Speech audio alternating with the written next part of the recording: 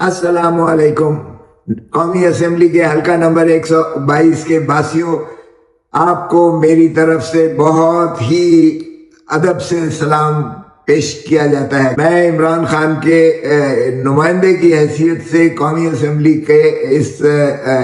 122 हल्के से मुझे टिकट दी गई है और इंशाल्लाह इमरान खान की मुखलसी मेरा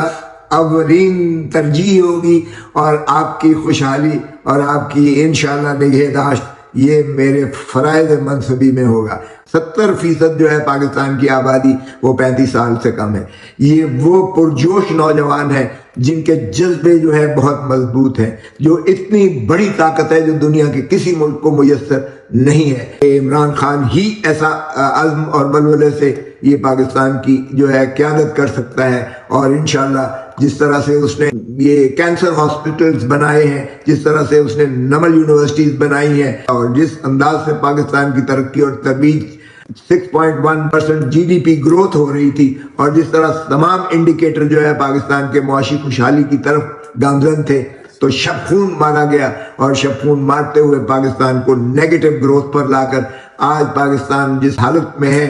और जिले सुबहानी एक लंदन से तशरीफ लेकर आए हैं, जिनको चौथी मरतबा फिर वजारत उज़्मा का झांसा दिया गया है और इसी तरह सभी को जो है मैदान साफ करके बदतरीन प्री पोल रिगिंग जो पाकिस्तान की तारीख में कभी ना देखी गई थी उसका जो है शास्त्राना है हम देख रहे हैं। और लेकिन इसके बावजूद खान डटा हुआ है, पीटीआई का हर चीता जो है और चीती डटी हुई है और इंशाल्लाह 8 फरवरी को ये पुरजोश तरीके से अपना जो है वोट का हक इस्तेमाल करते हुए ये पाकिस्तान को इन तारीकियों से निकालेंगे और पीटीआई के तमाम उम्मीदवारों को इंशाल्लाह जिताकर ये फिर से इक़्तिदार के ऐवानों में पहुंचेगा और इमरान खान को मुखलसी भी होगी और इमरान खान दोबारा वजीर आज़म इस मुल्क का बनकर हमारी रहनुमाई करते हुए बैनुल-अक़वामी होगी और आपकी खुशहाली और आपकी इंशाल्लाह निगहदाश्त ये मेरे फराइज़ मनसबी में होगा। 70% जो है पाकिस्तान की आबादी वो 35 साल से कम है। ये वो पुरजोश नौजवान हैं जिनके जज्बे जो है बहुत मजबूत हैं, जो इतनी बड़ी ताकत है जो दुनिया के किसी मुल्क को मुयस्सर नहीं है। इमरान खान ही ऐसा अज़्म और बलबले से ये पाकिस्तान की जो है क़यादत कर सकता है और इंशाल्लाह जिस तरह से उसने ये कैंसर हॉस्पिटल्स बनाए हैं, जिस तरह से उसने नमल यूनिवर्सिटीज बनाई हैं और जिस अंदाज से पाकिस्तान की तरक्की और तरबीज 6.1% जीडीपी ग्रोथ हो रही थी और जिस तरह तमाम इंडिकेटर जो है पाकिस्तान के मुआशी खुशहाली की तरफ गामजन थे, तो शब खून मारा गया और शब खून मारते हुए पाकिस्तान को नेगेटिव ग्रोथ पर लाकर आज पाकिस्तान जिस हालत में है और जिले सुबहानी एक लंदन से तशरीफ लेकर आए हैं, जिनको चौथी मरतबा फिर वजारत उज़्मा का झांसा दिया गया है और इसी तरह सभी को जो है मैदान साफ करके